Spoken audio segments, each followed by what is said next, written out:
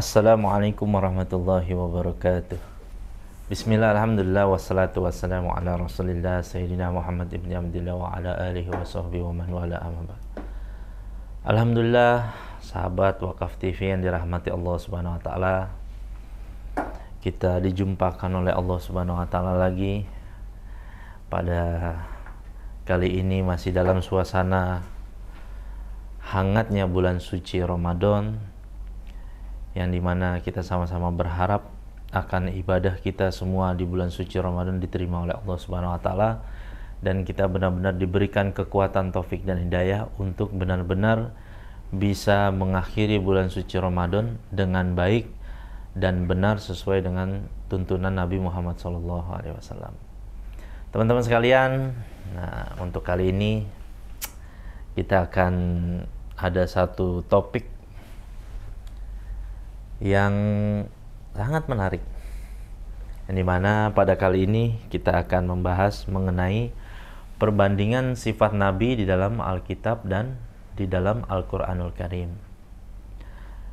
Jadi ada beberapa sifat-sifat para Nabi yang dimana kita mengetahui ya, ketika Allah Subhanahu wa taala menciptakan daripada kehidupan dunia ini di bumi, maka Allah Subhanahu wa taala menurunkan kakek moyang kita ya, Nabi yang pertama Nabi Adam alaihissalatu wassalam bersama ibunda Siti Hawa ya dalam kehidupan dunia ini, sehingga Allah Subhanahu wa taala menjadikan Nabi Adam dan Siti Hawa berpasangan dan melahirkan anak keturunan yang dimana menjadi seluruh keturunannya ini hingga hari kiamat merupakan keturunan Nabi Adam alaihissalatu wassalam.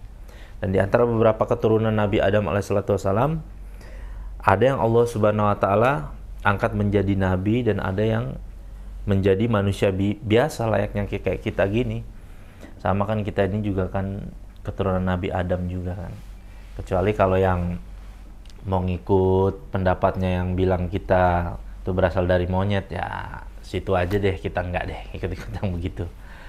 Oke, yang pertama, apa sih ada perbedaan sifat Nabi yang sangat bertolak belakang di Al-Quran dan Alkitab? Apa nih perbedaannya nih? Di Alkitab, Nabi Allah Kok itu adalah seorang pemabuk dan pezinah. Seorang Nabi ini pemabuk dan pezinah, yang dimana di Alkitab dinukil kejadian setelah Nabi Nuh alaihissalam minum anggur, mabuklah ia dan ia telanjang dalam kemahnya. Jadi dalam sifat di antara beberapa nabi, Nabi Nuh ini ya digambarkan, yaitu dia adalah minum anggur sehingga beliau mabuk dan ia telanjang dalam kemahnya, na'udzubillah. Nah, ini yang dikisahkan di Alkitab. Sedangkan bandingkan dengan apa yang Allah Subhanahu wa taala terangkan dalam Al-Qur'an, Quran surat Ali Imran ayat 33. A'udzubillahi minasyaitonirrajim. Bismillahirrahmanirrahim. Innallaha astafa Adama wa Nuhan wa ala Ibrahim wa ala Imrana 'alal alamin. Sesungguhnya Allah telah memilih Nabi Adam, Nabi Nuh, keluarga Nabi Ibrahim dan keluarga Imran melebihi segala bangsa pada waktu itu. Ini adalah perbedaan sifat para nabi. Dan di Alkitab digambarkan Nabi Lot. Ya, Nabi Lot ini menghamili 2 anak gadisnya sampai mengandung, melahirkan anak, na'udzubillah min zalik. Ya. Yang dimana tertuang di Alkitab di Kejadian ayat 30 sampai Kejadian 19 ayat 30 sampai 36. Pergilah Lot dari Zoar dan ia menetap bersama-sama dengan kedua anaknya perempuan di pegunungan, sebab ia tidak berani tinggal di Zoar. Maka diamlah ia dalam suatu gua beserta kedua anaknya. Kata kakaknya kepada adiknya, ayah kita telah tua dan tidak ada laki-laki di negeri ini yang dapat menghampiri kita seperti kebiasaan seluruh bumi. Marilah kita beri ayah kita minum anggur, lalu kita tidur dengan dia supaya kita menyambung keturunan dari ayah kita. Pada malam itu mereka memberi ayah mereka minum anggur. Lalu masuklah yang lebih tua untuk tidur dengan ayahnya, dan ayahnya itu tidak mengetahui ketika anaknya itu tidur dan ketika ia bangun. Keesokan harinya berkatalah kakaknya kepada adiknya, tadi malam aku telah tidur dengan ayah, Baiklah, malam ini juga kita beri dia minum anggur. Masuklah engkau tidur dengan dia, supaya kita menyambung keturunan dari ayah kita. Demikianlah juga pada malam itu mereka memberi ayah mereka minum anggur. Lalu bangunlah yang lebih muda untuk tidur dengan ayahnya. Ayahnya itu tidak mengetahui ketika anaknya itu tidur dan ketika bangun. Lalu mengandunglah kedua anak Lot dari ayah mereka. Na'udzubillah min dzalik. Bandingkan Nabi Lut di dalam Al-Quran yang Allah Subhanahu wa ta'ala terangkan di dalam Quran surat An-Naml ayat 54 sampai 55. Allah Subhanahu wa ta'ala berfirman, "Wa Lutan idz qala liqaumihi ata'tunal fahishata wa antum tubsirun a innakum lata'tunar rijala syahwatan min dunin nisa'i bal antum qaumun tajhalun." Dan ingatlah Nabi Lut alaihissalam ketika berkata kepada kaumnya, "Mengapa kamu melakukan perbuatan keji sedang kamu melihatnya? Mengapa kamu mendatangi laki-laki dengan syahwat yang bukan kepada perempuan? Bahkan kamu adalah yang jahil." Dan Nabi Daud dikisahkan dalam Alkitab atau Bible, di Alkitab 2 Samuel 11 ayat 2 sampai 5. Sekali peristiwa pada waktu petang ketika Daud bangun dari tempat pembaringannya, lalu berjalan-jalan di atas soto istana. Tampak kepadanya dari atas soto itu seorang perempuan sedang mandi. Perempuan itu sangat elok rupanya. Lalu Nabi Daud menyuruh orang bertanya kepada perempuan itu, dan orang berkata, "Itu adalah Batsyeba binti Eliam, istri Uria orang Het itu." Sesudah itu Daud menyuruh orang mengambil dia. Perempuan itu datang kepadanya, lalu Daud tidur dengan dia. Perempuan itu baru selesai membersihkan diri dari kenajisannya. Kemudian pulanglah perempuan itu ke rumahnya. Lalu mengandunglah perempuan itu dan disuruhnya orang memberitahukan kepada Daud, "Demikian aku mengandung." Daud adakan rencana pembunuhan terhadap suami dari istri yang dia hamili. Di Alkitab Samuel 11 ayat 14 sampai 17. Paginya Daud menulis surat kepada Yoab dan mengirimkannya dengan perantara Uria.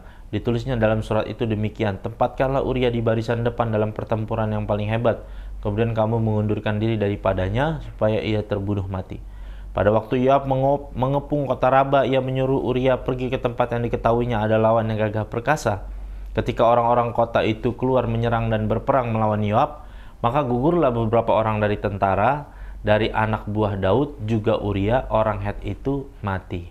Mari kita bandingkan dengan Nabi Daud alaihissalam yang dikisahkan dalam Al-Quranul Karim. Allah Subhanahu wa ta'ala berfirman dalam Quran surat Shad ayat ke-17, "Isbir ala ma yaquluna wadhkur abdana Daudanal aidi innahu awwab." Bersabarlah engkau atas apa yang mereka katakan, dan ingatlah hamba kami Daud yang mempunyai kekuatan, sesungguhnya dia adalah orang yang banyak kembali. Dan Allah Subhanahu wa ta'ala gambarkan lagi Nabi Daud di Quran surat Shad ayat ke-26. "Ya Daudu, inna ja'alnaka khalifatan fil ardi fahkum bainan nasi bil haqqi wala tattabi'il hawa faidillaka an sabilillahi innal ladzina yadillu an sabilillahi lahum adzabun syadidun bima nasu yaumal hisab."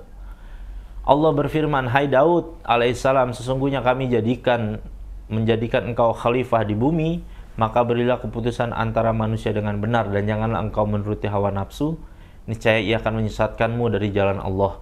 Sesungguhnya orang-orang yang sesat dari jalan Allah bagi mereka azab yang pedih karena mereka melupakan hari perhitungan." Dan di dalam hadis qudsi, puasa yang paling disukai Allah ialah saum atau puasanya Nabi Daud, dan salat yang paling disukai Allah ialah salatnya Nabi Daud. Ia tidur setengah malam lalu bangun melakukan salat malam selama sepertiganya. Kemudian tidur lagi seperenamnya. Ia saum 1 hari dan berbuka 1 hari. Demikianlah dilakukannya sepanjang tahun, dan ia tidak pernah mundur setapak pun apabila bertemu dengan musuhnya. Saumlah seperti saum Daud, sesungguhnya ia orang yang paling banyak beribadah. Hadis riwayat Imam Syafi'i. Sahabat Wakaf TV yang dirahmati Allah Subhanahu wa taala, kita melihat benar-benar satu perbedaan yang sangat mencolok ya. Bagaimana sifat-sifat para nabi yang dikisahkan di dalam Alkitab Bible dan juga kisah-kisah para nabi yang dikisahkan di dalam Al-Qur'anul Karim.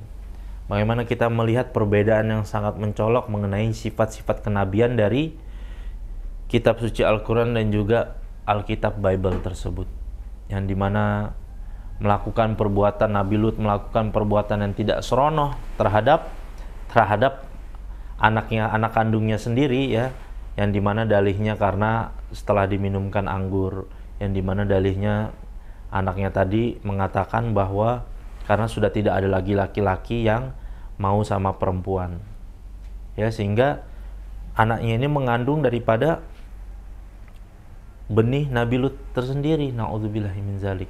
Sedangkan di dalam Al-Quran Nabi Lut begitu dimuliakan ya, Nabi Daud begitu dimuliakan, bahkan dianjurkan bahwa puasa mengikuti puasanya Nabi Daud ya, bahkan ibadah sholat malamnya seperti sholat malamnya Nabi Daud alaihissalam.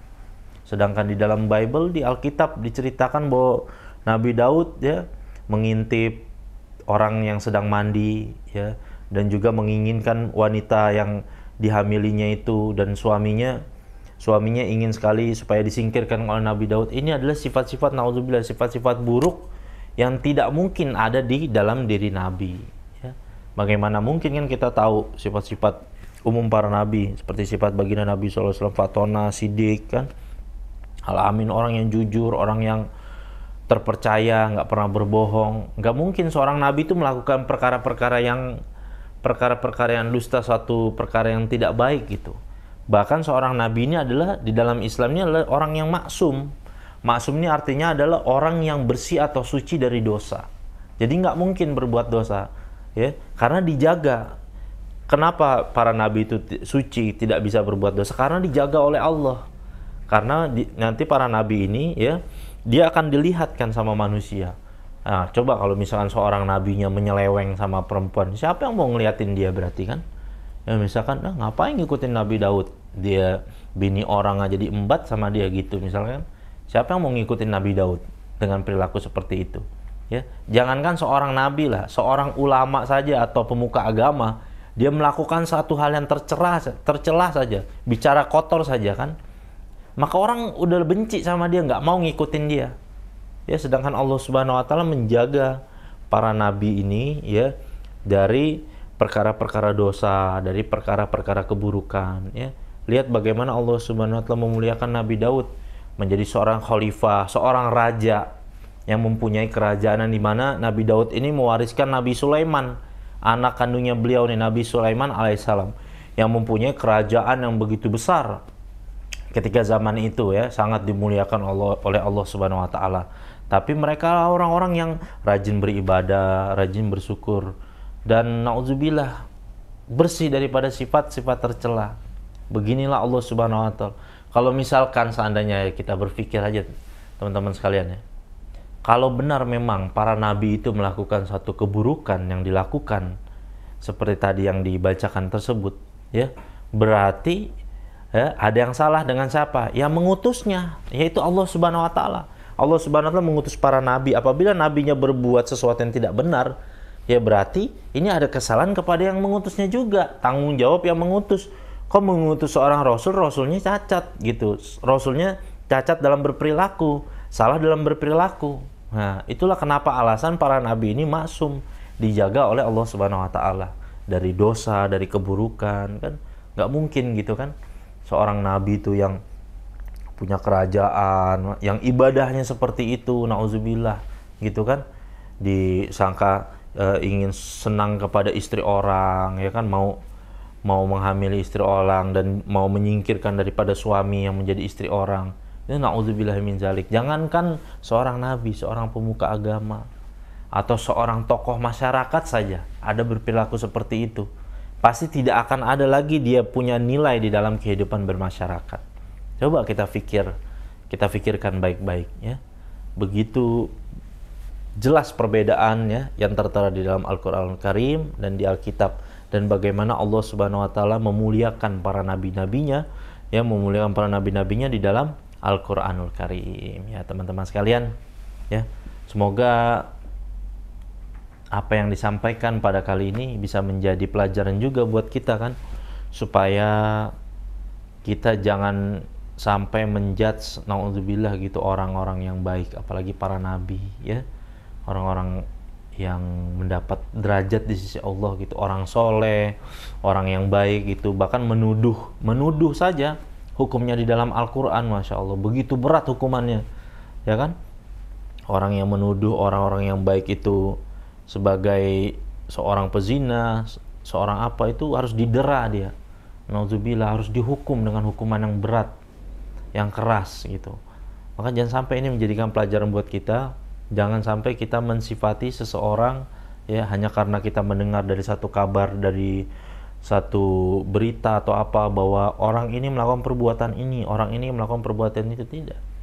Nabi SAW selalu mengajarkan apabila kita mendapatkan kabar-kabar itu, maka kalau ditanya bagaimana pendapat kamu tentang orang itu, maka kita jawab, saya tidak mengetahui apapun tentang orang itu kecuali kebaikan. Nah, itu udah paling aman sudah. Tapi kalau sampai naudzubillah, tanggung jawabnya kan berat di dunia, ya. Kalau kita urusan dosa sama Allah, kalau kita nih urusan dosa sama Allah, kita cukup taubat kepada Allah, selesai urusan. Tapi kalau kita sampai memfitnah, artinya dosa kepada Allah juga, tapi ini ada dosa kepada manusia atau orang yang kita zolimi tersebut, yang kita fitnah tersebut, sehingga nanti kita akan mempunyai sidang tersendiri di hari kiamat. Diambil pahala kita, kebaikan kita diserahkan kepada orang tersebut karena kita menzolimi orang tersebut. Nauzubillah min dzalik. Semoga Allah Subhanahu wa taala menjaga kita dari perkara-perkara tersebut, dan semoga sahabat Wakaf TV sekalian bisa mengambil pelajaran dari apa yang kita sampaikan hari ini, apa yang ada di tema kali ini, dan semoga di sisa-sisa perjuangan bulan suci Ramadan ini, ya, kita masih benar-benar semangat dan diberi kekuatan oleh Allah Subhanahu wa taala. Nah, insya Allah nanti akan ada sesi terakhir lagi nanti di pekan selanjutnya yang akan kita bahas, yang sebagai penutup di bulan suci Ramadan ini, ya, teman-teman sekalian, ya, jangan lupa ditunggu. Dan semoga kita bisa dijumpakan lagi oleh Allah Subhanahu wa taala dalam bulan suci Ramadan berikutnya. Wabillahi taufik wal hidayah. Wassalamualaikum warahmatullahi wabarakatuh. Jadi salah satu hambatan di jalannya, ya ini nih. Nah, ini salah satu.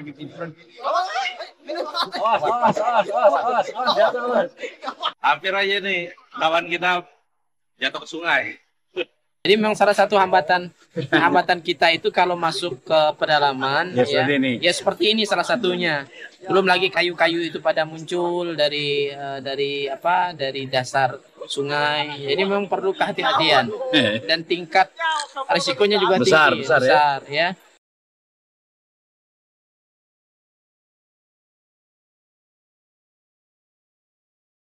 Ya begini kondisi ketika kita masuk ke pedalaman Sintang, Kalimantan Barat, kita memang harus bisa membaca kondisi sungai, kondisi alam. Kalau pada saat air naik, kita aman. Pada saat air surut, maka kondisinya kita harus berhati-hati. Pada siang hari ini kita akan berangkat menuju Desa Mentatai. Dalam perjalanan insya Allah bisa ditempuh nanti bersama dengan tim kurang lebih 6-7 jam. Pada malam hari nanti kita akan bertemu dengan warga umat Islam yang ada di pedalaman Desa Mentatai.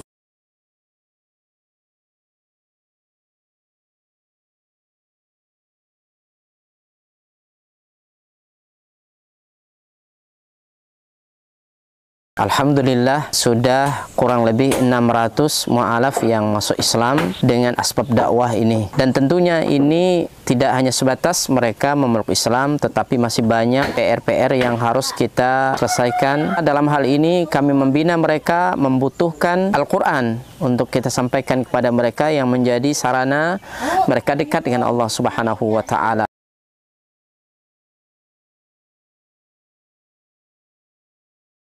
Kami berharap dan mengharapkan bantuan dari seluruh kaum muslimin untuk mensupport dakwah ini dengan berwakaf Al-Quran di Badan Wakaf Al-Quran.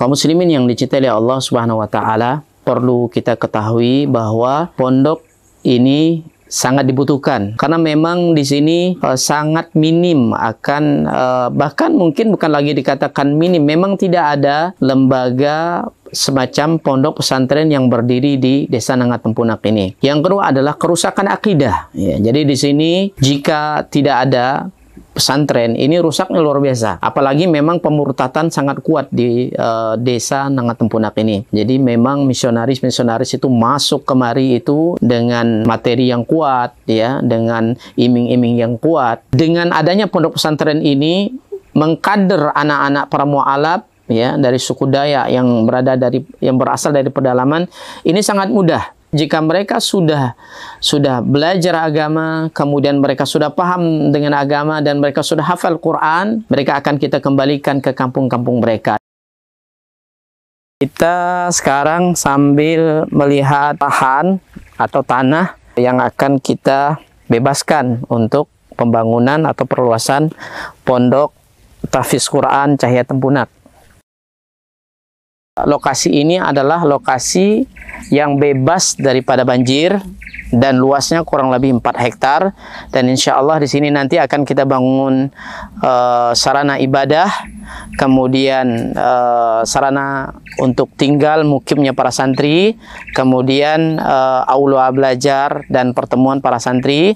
Dengan demikian ini akan membantu dakwah dan memaksimalkan dakwah di pelosok pedalaman Sintang, Kalimantan Barat. Kami mengajak kepada seluruh kaum muslimin untuk mensupport, membantu dakwah ini dengan menyiapkan donasi dan wakaf terbaik melalui Badan Wakaf Al-Quran, dan semoga apa yang kita korbankan di jalan Allah SWT, harta kita, lelahnya kita, semua akan Allah berikan ganti dengan ganti yang lebih baik, kemudian diberikan balasan dengan balasan yang terbaik. Dan kami mendoakan semoga antum semua dijaga oleh Allah SWT dari seluruh musibah baik dunia maupun akhirat. Barakallahu fikum. Assalamualaikum warahmatullahi wabarakatuh.